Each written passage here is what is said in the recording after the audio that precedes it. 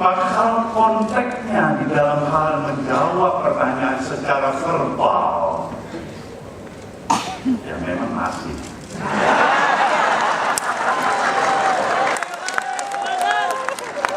Kalau suasana kebatinan, apa yang terjadi? Apa yang terjadi? Apa yang terjadi?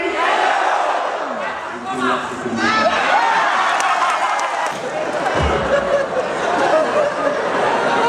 Siapa yang menyatakan telah kenal 37 tahun? Siapa namanya?